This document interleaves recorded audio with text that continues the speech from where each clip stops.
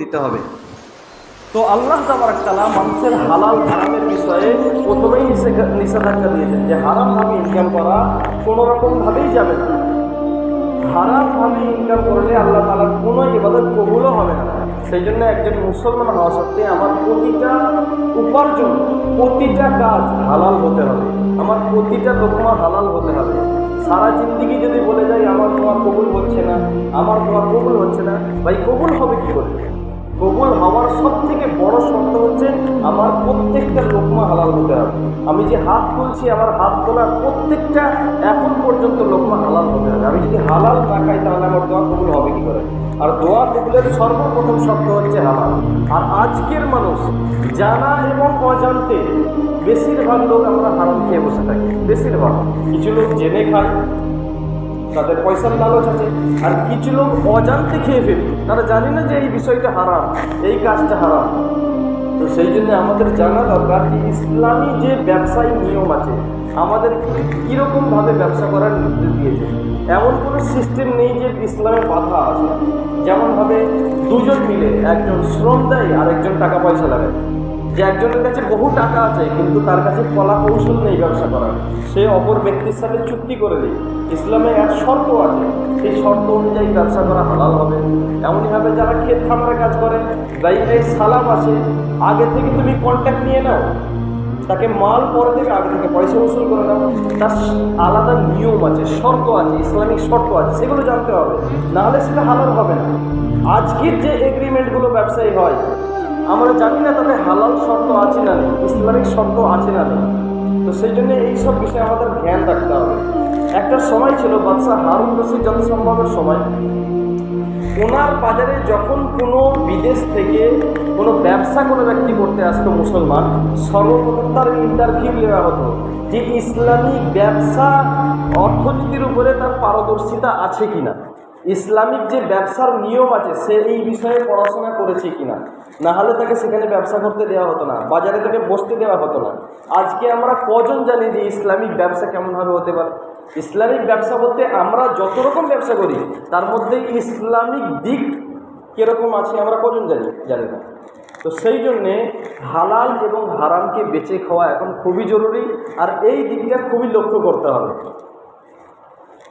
তো O2 world share market digital currency এর কাহিনী হচ্ছে যে সর্বপ্রথম যে আমাদের হাতে এই যে নোট আছে, এই নোটের আসল উৎপত্তি হয় কিভাবে, শুরু হয় কি করে, এর প্রচলন কখন থেকে আরম্ভ হয়? এর প্রচলন হুজুরে পাক সাল্লাল্লাহু আলাইহি ওয়াসাল্লামের জামানার পর থেকে শুরু হয়। কেমনভাবে না, সেই সময় চলতো চাঁদির সিক্কা। আমরা শুনেছি দিরহাম আর দিনারের কথা, শুনেছি না শুনিনি? দিরহাম আর দিনার, দিনার ছিল সোনার টাকা আর দিরহাম ছিল চাঁদির টাকা। এই দুটো মুদ্রা চলতো তখন, সোনার টাকা চলতো। আর সোনার টাকা আমরা জানি ওজনে ভারী হয়, তো মানুষ অনেক টাকা একসঙ্গে নিয়ে যেতে পারতো না। আর এই সোনার টাকা সেই সময় যারা সোনার ছিল তাদের কাছে জমা রাখা হতো, আর তাদের থেকে একটা স্লিপ দিত সে যে তোমার এত টাকা আমার কাছে জমা আছে, আর সেই স্লিপ নিয়ে সে বাড়ি চলে যেত। যখন এখনকার ব্যাংকে আমরা কী করি, নিজের টাকা জমা রাখি, পরে কোনো সুবিধা অসুবিধাতে কাউকে একটা চেক কেটে দিয়ে দিই, সে রসিদ নিয়ে গিয়ে আবার টাকা তুলে নেয়, হয় না?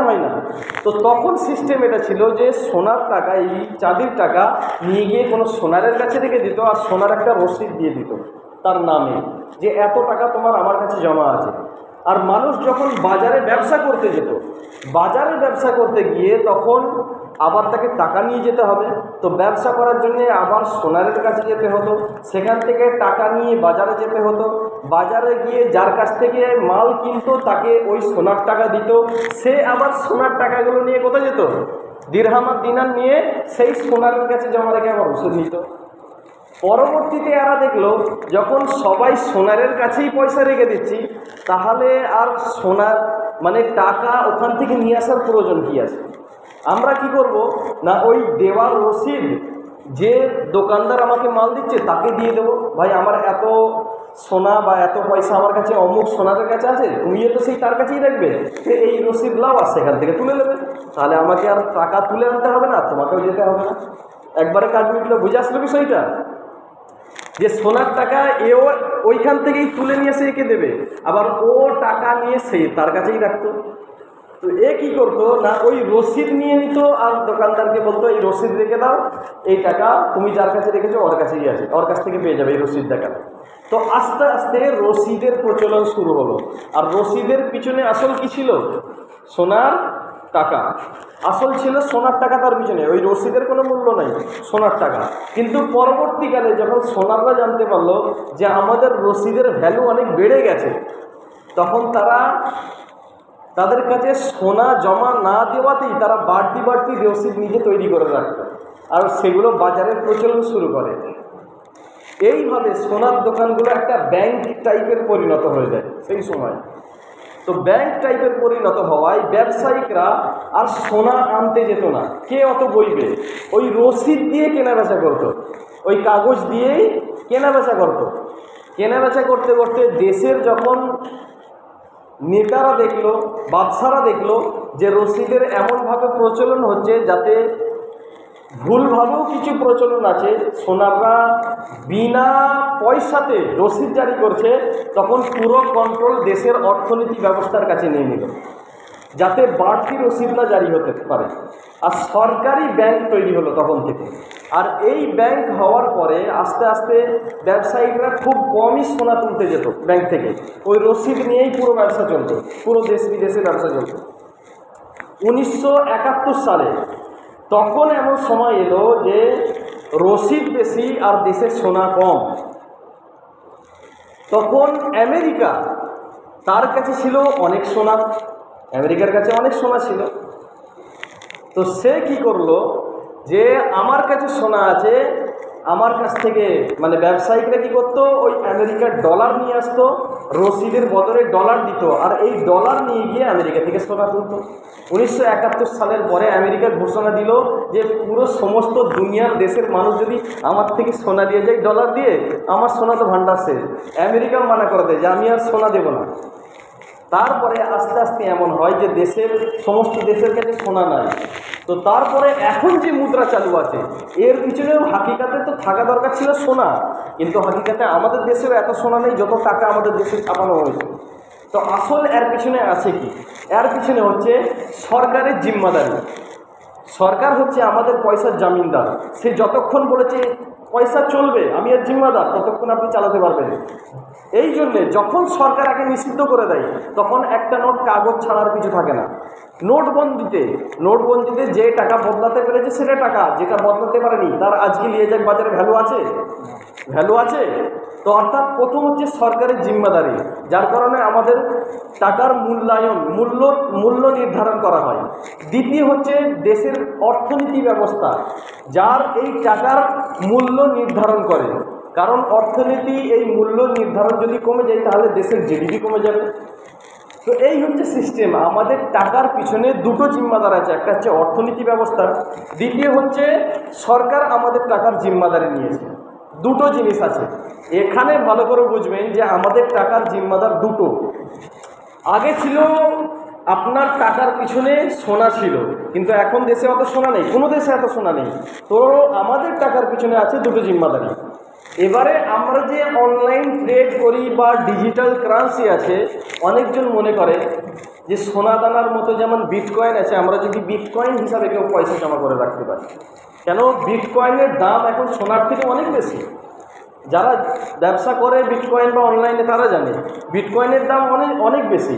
তার সাথে আরও কয়েকটা আছে ফরেক্স, আরও কয়েকটা ডিজিটাল কারেন্সি আছে যেগুলো বিটকয়েনের থেকে নিচে, তারও দাম অনেক বেশি সোনার থেকে। সেগুলো অনেকজন মনে করে যে এও একটা ব্যবসা, এগুলোর আমরা পয়সা মুনাফা জমা করে, যেমন হয় ব্যাংকে জমা করে রাখি, কিছু বিটকয়েন কিনে রাখলাম, পরে যখন দাম বাড়বে বিক্রি করে দেবো। তো ভালো করে শুনে রাখবেন, আমাদের কাছে যে টাকা আছে এর দুটো জিনিসের কারণে এর মূল্য আছে, কিন্তু আপনার বিটকয়েনের মূল্য নির্ধারণ করবে এরকম কোনো তার পিছনে কিছু নাই। আগে ছিল টাকার পিছনে সোনা, তার মূল্য নির্ধারণ করতো, ওই স্লিপের দাম ছিল 10,000 দিরহাম, যদি তাতে 10,000 লেখা থাকতো। আর এখন ঘরের টাকা সরকারি জিম্মাদার, কিন্তু ওই বিটকয়েনের কোনো জিম্মাদারি নেই, বিটকয়েনের পিছনে কিছু নেই। যার ওই বিটকয়েনের মূল্য নির্ধারণ করে বা ডিজিটাল কারেন্সির মূল্য নির্ধারণ করবে, এরকম ওর পিছনে কিছু নেই। অর্থাৎ সেটা একটা অ্যাড, অনলাইনের একটা অ্যাড, যাতে লেখা থাকবে বিটকয়েন আর তাতে সংখ্যা লেখা থাকবে। তো যার পিছনে কিছু থাকবে না মূল্য নির্ধারণ করার মতো, তার আসল হাকিকত কি না, দুনিয়াতে কেউ দেখাতে পারবে বিটকয়েন এই জিনিস? কেউ দেখাতে পারবে বিটকয়েন হাতে নিয়ে? না, দুনিয়াতে তার উজুদ নাই, আপনার কবজাতে নাই, তার হাকিকাতে কিছু নাই, তো সেটা জায়েজ হতে পারে কি করে? আমার টাকার মূল্য নির্ধারণের বিষয়বস্তু আছে, কিন্তু তার ভিত্তি কি? তো ডিজিটাল কারেন্সি কোনো রকমভাবে জায়েজ নয়, ডিজিটাল কারেন্সি হারাম। ভালো করে শুনে রাখবেন, ডিজিটাল কারেন্সি বিটকয়েনের উপরে যত ব্যবসা আছে সব হারাম। বিটকয়েনের উপরেই O2 ওয়ার্ল্ড চলে, যার জন্য O2 ওয়ার্ল্ডও হারাম। ভালো করে শুনে রাখবেন, এই O2 ওয়ার্ল্ড বিটকয়েনের উপরে দাঁড়িয়ে আছে, যার জন্য এটাও হারাম। তো অনলাইন যত ব্যবসা আছে, ট্রেডিং আছে, এগুলো বেশিরভাগ বিটকয়েনের উপরে নির্ভরশীল, এগুলো জায়েজ নয়, এগুলো হারাম। এর সাথে সাথে আমি এর পরে আরও যে ব্যাংকিং লাইন আছে এগুলো আমি বিস্তারিত করব। তো আজকে আমরা জানতে পারলাম যে ডিজিটাল কারেন্সি আর কোনো আসল মূল্য নেই দুনিয়াতে, এগুলো একটা অ্যাড। এমনইভাবে শেয়ার মার্কেট, অনেকজন বলে আমরা অনলাইন শেয়ার মার্কেটের ব্যবসা করছি। আরে অনলাইন শেয়ার মার্কেট ইসলামিক নিয়মে, শেয়ার মার্কেটের নিয়ম হচ্ছে কয়েকটা নিয়ম আছে। প্রথম নিয়ম হচ্ছে আপনি যে কেনাবেচা করবেন কোনো মাল, সে বস্তু আপনার অধীনস্থ হতে হবে, আপনার মালিকানা তার মধ্যে থাকতে হবে। আপনি যে অনলাইনে কেনাবেচা করছেন ওই মালটার আপনি মালিক দেখাতে পারবেন? আপনি 5 কিলো আলু ইন্দোনেশিয়াতে বিক্রি করছেন, বাংলাদেশ থেকে কিনে বা ইন্ডিয়া থেকে কিনে, অনলাইনে অ্যাড লেখা থাকে 5 কেজি আলু ইন্দোনেশিয়াতে বিক্রি করতেছে, কে বলতে যে আমি আমেরিকাতে বিক্রি করি, হ্যাঁ অনলাইনে বিক্রি করে, বলে হালাল মাল কেনাবেচা করছি। ভালো করে শুনে রাখবেন, ওই মালটা আপনার কবজায় কোথায় আছে? কোন স্টোরে আছে যেটার আপনি মালিক না, আপনার মালিকানা নেই, ওখানে শুধু অ্যাড লেখা আছে। যার জন্য আপনার মালিকানা না থাকার কারণে আপনি কেনা বেচার কোনো মালিক নয়। যখন আপনার জিনিসই নাই তো আপনি বেচবেনটা কি?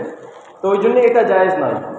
অনলাইন ব্যবসা করতে গেলে আপনার মালিকানার মধ্যে থাকতে হবে, না হলে আপনার এমন হতে হবে যে আপনি কোনো একটা, যেমন হয় ফ্লিপকার্ট একটা বড় কোম্পানি, আপনি ওরকম একটা কোম্পানি, আপনার কাছে মাল নেই, কিন্তু আপনি অনেক কোম্পানির সাথে যুক্ত রেখেছেন, টাটা কোম্পানি, বড় বড় কোম্পানির সাথে, আর আপনি মাঝখানে দাঁড়িয়ে আছেন, কোনো কেউ অর্ডার করলে তার মাল সেই কোম্পানি থেকে নিয়ে তার বাড়িতে পৌঁছে দিয়ে আসেন। আপনি মধ্যম ব্যক্তি, আপনি এই দালালির পয়সা নিতে পারবেন, ব্রোকারের পয়সা নিতে পারবেন। বুঝে এসছে? এটা জায়েজ, কিন্তু আপনার কাছে মালই নেই আর কোনো কোম্পানির সাথে সংযুক্ত নেই, তো আপনি এই অনলাইন যেটা ব্যবসা এটা করতে পারবেন না, এটা জায়েজ নয়, কোনো রকমভাবে জায়েজ নয়। তৃতীয়, আপনার মাল যেটা কেনাবেচা করছেন সেটা যে অ্যাড দেওয়া হচ্ছে সেই অ্যাডের পিছনেও মাল থাকতে হবে। যেমন হবে কোনো একটা সাবান কোম্পানি যে অ্যাড দিয়েছে লাক্স সাবান, তার স্টোরে গিয়ে দেখুন সাবান আছে। আপনি অ্যাড দিচ্ছেন 5 কেজি আলু অমুক দেশকে বিক্রি করব, ওই অ্যাডের পিছনে আপনার মাল কই? আপনি যেটা বিক্রি করবেন। তো এগুলো জুয়ার একটা পদ্ধতি, এগুলো জুয়া, এগুলো জায়েজ নয়। ওই জন্য অনলাইন ট্রেড থেকে আমরা বেঁচে থাকি, এগুলো কোনো রকমভাবে জায়েজ নয়। বিটকয়েন হোক, চাই অনলাইন শেয়ার মার্কেট হোক, আপনি শেয়ার মার্কেটের নিয়ম জানুন, ইসলামিক পদ্ধতি আছে যেগুলো আমি বললাম। এই শেয়ার মার্কেটের নিয়ম জানুন, আমার কাছে আসুন, তাহলে আমি জানিয়ে দেবো শেয়ার মার্কেট কীভাবে চলে বা কেমনভাবে জায়েজ হবে। কিন্তু অনলাইন যে শেয়ার মার্কেটের সিস্টেম বা বেশিরভাগ যে ট্রেড হয় এগুলো একদমভাবে জায়েজ নয়, এগুলো পরিপূর্ণরূপে হারাম, এগুলো কোনো রকমভাবে জায়েজ হবে না। তো সেই জন্যে চাই O2 ওয়ার্ল্ড হোক, চাই বিটকয়েন হোক, চাই আরও কোনো ডিজিটাল কারেন্সি হোক, সেগুলো জায়েজ নয়, তাতে ট্রেড করা জায়েজ হবে না। তাতে শেয়ার মার্কেট বলে যে আমি হালাল মাছ কেনাবেচা করতেছি, ও হালাল মাল কিছুই নয়, ও জায়েজ হবে না। হ্যাঁ, বলে আমরা মদ কেনাবেচা তো করছি না, আমরা তো হালাল মাল বিক্রি করছি, জায়েজ হবে না। ভালো করে শুনে নেবেন। তারপরে আজকে সময় বেশি নেই, আজকের বিষয়বস্তু হচ্ছে আমাদের নিজেদের সম্পত্তি ওয়াকফ। আমরা সকলেই জানি ওয়াকফ কাদের সম্পত্তি। আমাদের কোরআন হাদিস থেকে নির্দেশ দেওয়া আছে সদকায়ে জারিয়া। আমরা জানি না কোনো ব্যক্তি মারা গেলে তার 3টি আমল বাকি থাকে। একটা সদকায়ে জারিয়া, তার ছেলেকে দেওয়া শিক্ষা, তার দেওয়া অপরকে দেওয়া শিক্ষা, আর একটা আছে, যাই হোক খেয়াল আসছে না হাদিসে, তো দুটোর প্রথম তিনটের মধ্যে একটা দাঁড়ায় কি সাদকে জারিয়া। সাদকে জারিয়া যেটা আমি আল্লাহর নামে কারো সদকা করে দিয়েছি, এটা ওয়াকাফ। এ তো হাদিস কোরআনে শুরু, হুজুর পাক সাল্লাল্লাহু আলাইহি ওয়াসাল্লাম জামানা থেকে আছে, এমনকি নবীদের জামানাতে ছিল। এ আমাদের সম্পত্তি, মুসলমান সাহাবায়ে কেরামরা, হযরত ওমর রাদিয়াল্লাহু আনহু খাইবারের সম্পত্তি ওয়াকাফ করেছিলেন, এবং হযরত উসমান রাদিয়াল্লাহু আনহু কেনাকে যেই কুয়ার পানি খেতে দেওয়া হয়নি, সেই কুয়া কেনার 35,000 দিরহামে কিনে ওয়াকাফ করা সম্পত্তি। তো এই সাহাবাদের ওয়াকাফ করা সম্পত্তি, আমাদের পূর্বসূরীদের ওয়াকাফ করা সম্পত্তি, আমাদের মুঘল সাম্রাজ্যের এদের ওয়াকাফ করা সম্পত্তি, এগুলো আল্লাহর জন্য এনারা দান করে গেছে। আর সেই সম্পত্তি সরকার চাচ্ছে তার অধীনে নেওয়া। সরকার শর্ত দিয়েছে যে কমসে কম 3টে, বেশির বেশি কিন্তু বলেনি কটা মানুষ ঢোকানো হবে। আমরা এর আগে শুনেছি যে সরকার এই ওয়াকাফের সদস্যের মধ্যে 3 জনকে দাখিল করতে চায়। ভাই 3 জনের কথা বলেছে, বেশির বেশি তো বলেনি। সরকার পরে বলবে যে আমরা তো বলেছিলাম কমের কম 3 জন, বেশির বেশি, তো এর থেকে বেশি লাগিয়ে দেবে। আর সংখ্যাগরিষ্ঠ হয়ে দাঁড়াবে হিন্দু সদস্য। তখন কি করবেন আপনি? আপনার মসজিদ কোথায় যাবে? আপনার কবরস্থান কোথায় যাবে? কোথায় যাবে আপনার ঈদগাহ? তো সেই জন্য খুব একদম সাবধান। এই ওয়াকাফের নিয়ে আমাদের উঠে দাঁড়াতে হবে। একে ছেড়ে দেওয়া একদম যাবে না। এগুলো আমাদের সম্পত্তি। আপনি মরে গেলে কোন কবরে শোবেন? সরকার নিয়ে রাখবে সেটা। এরপরে সরকার এমন অ্যাক্ট দিয়েছে যেগুলো পরিপূর্ণ আমার মুখস্থ করা হয়নি, কমসে কম 12 পৃষ্ঠার একটা ছাপা দিয়েছে। কিছুটা আমি পড়ে শোনাবো। আর আজকের যে একটা পার্সোনাল ল বোর্ড থেকে ডাক দিয়েছে মানববন্ধন, একটা সাইলেন্ট মিছিল, আমাদের সাইলেন্ট মিছিল, যেটা কীরকমভাবে হবে না, আমরা জুমার পরে রাস্তার 2 ধারে দাঁড়িয়ে যাব, হাতে হাত ধরে দাঁড়িয়ে যাব, গলায় প্লাকার্ড থাকবে। আর সোশ্যাল মিডিয়ায় যারা ওই নিজেদের সেলফি ছাড়েন, সেলফির জায়গায় আজকের জিনিসটাকে সোশ্যাল মিডিয়ায় ছাড়বে। এটা হচ্ছে সোশ্যাল মিডিয়ার কাজ। জোয়ান ছেলেরা যারা আছে বড় বড় ফোন নিয়ে, তারা ছাড়বেন। আর কিছুক্ষণ ওখানে এই ওয়াকাফের বিষয়ে বয়ান হবে। ওয়াকাফের কি ক্ষতি, মানে সরকারের হাতে চলে গেলে এই বিষয়ে বলা হবে ওখানে। তো আমরা সকলেই থাকবো ইনশাল্লাহ। জুমার 10 মিনিট পরে সুন্নত পড়ে সকলেই রাস্তার 2 ধারে দাঁড়িয়ে যাবেন। কোনো স্লোগান হবে না, কোনো আওয়াজ হবে না। ইমাম সাহেব ওখানে দাঁড়িয়ে ওয়াকাফের বিষয়ে কি ক্ষতি আসবে পরে, বা ওয়াকাফ বিল চেঞ্জ হলে কি আমাদের অসুবিধে হতে পারে, সেই বিষয়ে আলোকপাত করা হবে ইনশাল্লাহ। সকলে থাকবে ইনশাল্লাহ, ঠিক আছে। আর আমরা এই হারাম খাওয়া থেকে আমরা ইনশাল্লাহ সকলেই বাঁচার চেষ্টা করবো ইনশাল্লাহ। আগামী সপ্তাহে, এরপরের সপ্তাহ থেকে তো মুহররমের বিষয়ে বয়ান হবে, কিন্তু এই মুহররম বিষয়ে শেষ হলে আবার হারামের আরও যে লাইনগুলো এখন শুরু হয়েছে ইনশাল্লাহ আপনাদের সামনে খুলে বলা হবে। কারণ এখন হারাম খেতে হয় না, মুখের ভিতরে ঢুকে যায়। প্রতিটা ব্যক্তির পকেটে হারাম পৌঁছে গেছে। তো এগুলো আমাদের জানতে হবে যে কোনটা হারাম, আমাদের জানা না। অনলাইন এখন যেভাবে হারাম, আগের মতো আর হারাম নেই যে সুদটাই হারাম, ইন্টারেস্টটা হারাম। এখন এমনভাবে হারাম আছে আমি জানি না ওটা হারাম। তো সেই জন্য আস্তে আস্তে আপনাদের সামনে খুলে রাখা হবে ইনশাআল্লাহ। ও আখির দাওয়ানা আলহামদুলিল্লাহ।